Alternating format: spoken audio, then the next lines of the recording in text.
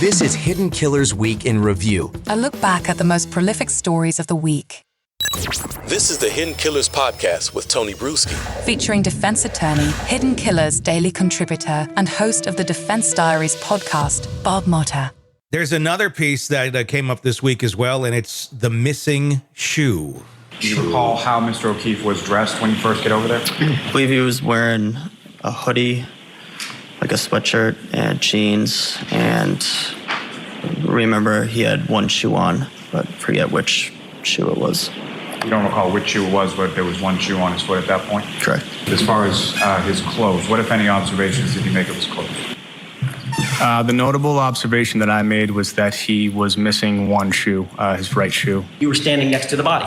Yes. And you were obviously looking around. You noticed some footprints. Yes. And you even noticed some lack of footprints. That's correct. So you were being observant at the area of the body. Yes. And the area adjacent to the body. Yes. You were looking for anything that might have been out of place. Yes. Anything of any evidentiary value, correct? Yes. You never located or otherwise observed John O'Keefe's missing shoe. No. What also stuck out in your mind is that he had only one shoe on, correct? Correct. From your memory, you're not sure if it was the left or the right shoe, but it was one of those, correct? Correct. And you did not see another shoe or the matching shoe in the area anywhere around where he was lying, correct? Correct. And to your memory, you never saw that other shoe, correct? Correct. His clothes do matter, but it's on the list of priorities, not huge. So by the time we figured out he was missing one of his shoes, we were already at the hospital at that point. Would that be something that would have been removed by one of you or one of the other firefighters while he was on the ground? If it would have been removed, both of them would have been removed to assess that. It wouldn't do much good to just remove one and leave it there on scene.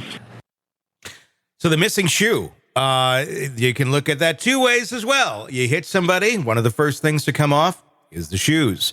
It's not extremely implausible that only one of them flew off, but where did that shoe go? Or was there a scuffle in the house and it came off there? And oh shit, got to get rid of the shoe. Wouldn't be hard to get rid of a shoe. People get rid of guns and all sorts of things. So where is that missing shoe? Does it really matter? Or at the end of the day, did a snowplow just wipe it away before somebody could find it in snowdrifts?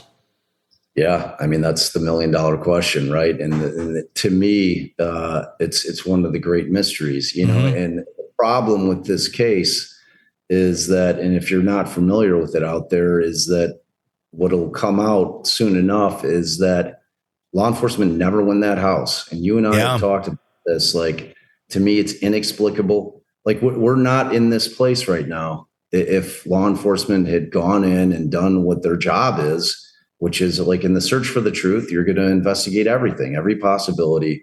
And in no world, again, I think we said it the last time we were on, Tony, if you and I like woke up and there's a dead body on our front lawn and the person was supposed to be coming to our house, they're definitely coming into our house, whether it's by consent or by a warrant. Mm-hmm. They're coming, they're investigating. That did not happen in any capacity here. And furthermore, nobody from inside that house came out and talked to anybody. You know, it's like those are the weird circumstances that created this entire situation. Mm-hmm. It's like the actions or inactions of both law enforcement and the people that were inside that home at the time have created this entire situation with this possibility that something nefarious went in there, because it seems untoward. It seems suspect to me. You know, it just does. If they had gone in and they searched the house, they don't see any kind of evidence of a scuffle. They don't find his shoe in there.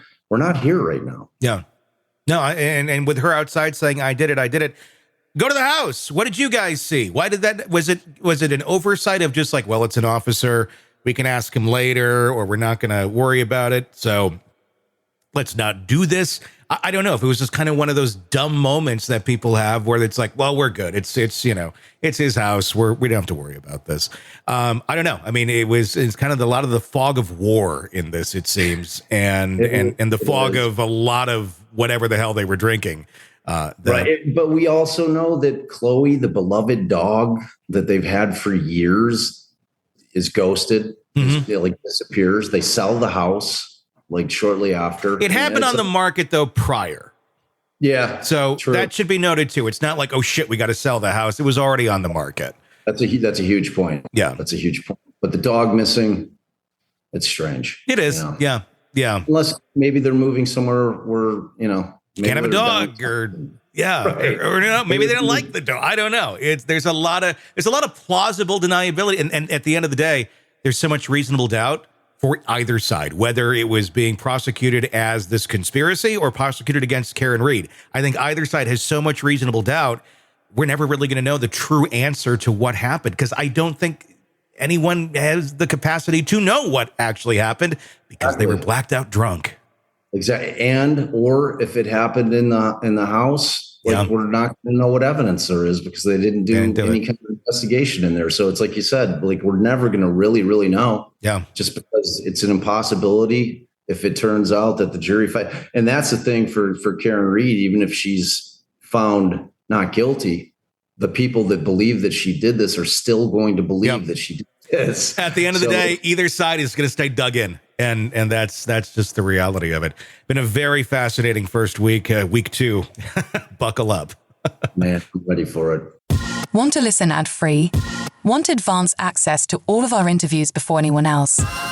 Become a True Crime Today Premium Plus subscriber on Apple Podcasts. You get every episode commercial-free. So you can binge on true crime until you can binge no more. Search True Crime Today Premium Plus on Apple Podcasts now, or go to our podcast page and sign up now. More of the Hidden Killers podcast next.